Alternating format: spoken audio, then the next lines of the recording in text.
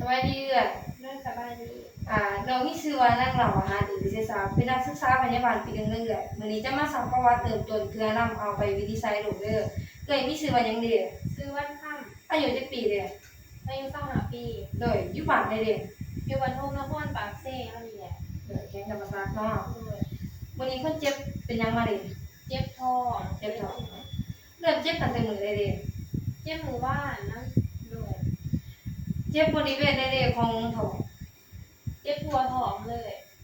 เจ็บลักษณะใดเด้เจ็บจุกเจ็บบิดหรือเจ็บแสบๆท้องเจ็บบิด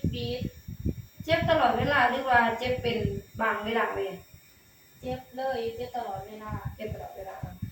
ถ้าตอนนี้จะให้คะแนนความเจ็บแต่0หา10 0นี่มันบ่เจ็บเลย5มันเจ็บปานกลาง10นี่มันเจ็บที่สุดก็จะให้คะแนนเท่าไหร่ดีประมาณ5เจ็บปานกลางเจ็บปานกลางมีอาการเจ็บไปบริเวณอื่นอีกบ่โม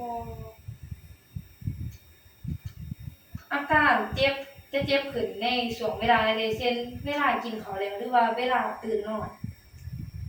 กินเขาแล้วร่างกินเขาแล้วเจ็บโดด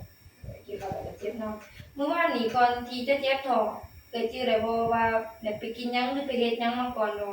ด้วยไปกินตำสมตำมูกินตามสูตรของหมู่เนาะด้วยหมู่ที่กินนำกันมีไผเจ็บท้องคือเอื้อยอยู่บ่เด้แม่เจ็บน้ำตาลเบิดเจ็บเพิ่นกันบ่เนาะมีอาการเจ็บอื่นอีกบ่เช่นเจ็บหัวปวดหางหรือมีไข้รวมนำบ่มีไข่ด้วยนึงไข้ได้เยอะเอื้อยมีพยาธิประจำตัวอยู่บ่เด้โบบ่มีพอเจ็บเรื่อยๆมีไผมีพยาธิประจำตัวอยู่บ่เด้บ่เอื้อยเคยมีอาการแพ้ยาแพ้อาหารเช่นเป็นพวกประเภทอาหารทะเลอยู่บ่เด้บ่แผลด้วยเอื้อยกินเหล้ากินเบียร์อยู่บ่เด้กินอยู่กินหน่อยนึงกินยามเทศกาลด้วยเอื้อยกินน้ำอัดลมกิน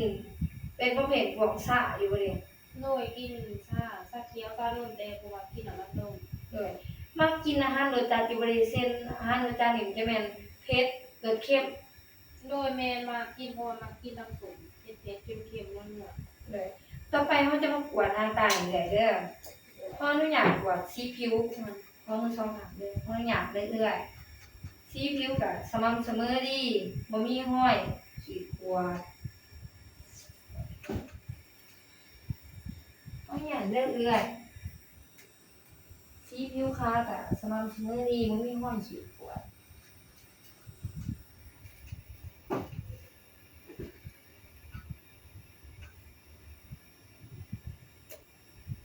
ต่อไปมันจะมากวดเบิ่งสีตาเพราะอยากเรื่อยๆสีตาก็ขาวดีสมบูรณ์ดี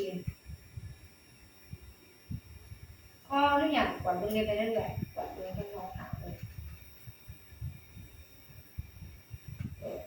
เล็บก็สะอาดดีบ่มีห้อยขีดข่วนห้อยตัดมีห้อยบุบ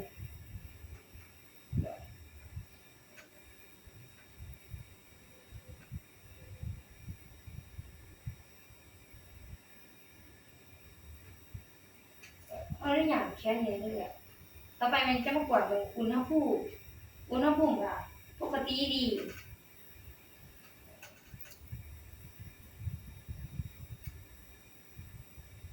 ต่อไปมันจะมากวดเบิ่งความเย็นของผิวหนังเพราะหนูอยากแค่นั้นเรื่อยๆ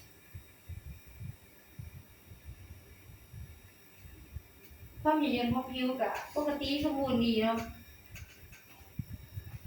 เพราะอยากมันค่าเรื่อย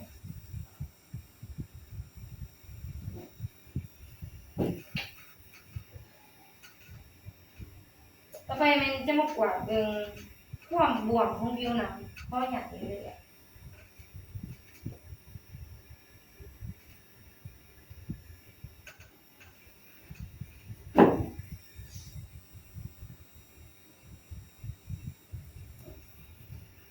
ก็ปกติดี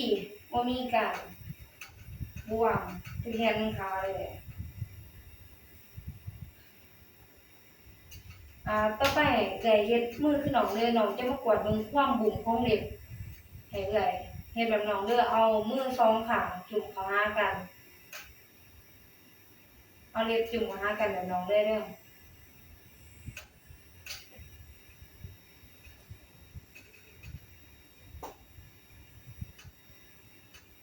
เรียกกะปกติดีบ่มีความบุกบ่มีการบุกเลย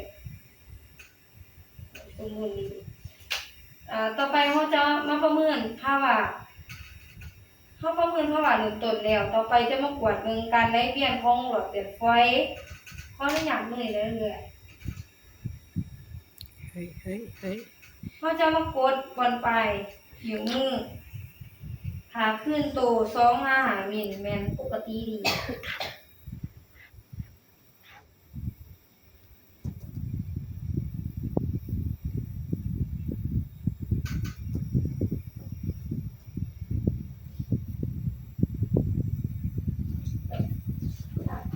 เขาอยากกดมันคงไม่ได้เลย โดย เขาอยากเลย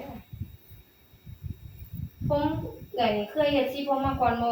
บ่เคย ผมกะล่ำสมบูรณ์ดีเงาดีบ่มีห้อยบ่มีการมีผมแตกปลายบ่ค่อยมีรังแคบ่มีห้อยจุดขังผมกะ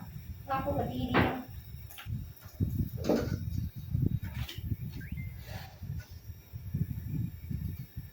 ขออนุญาตก่อนยังเหมือนกันอย่างนี้เด้อ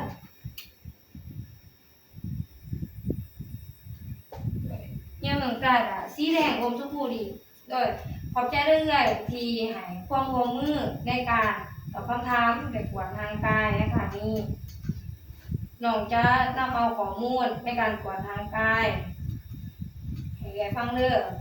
โดย เกิดเจ็บท้องอย่างเกิดเจ็บท้องอย่างไปกินตำสมมาเนาะ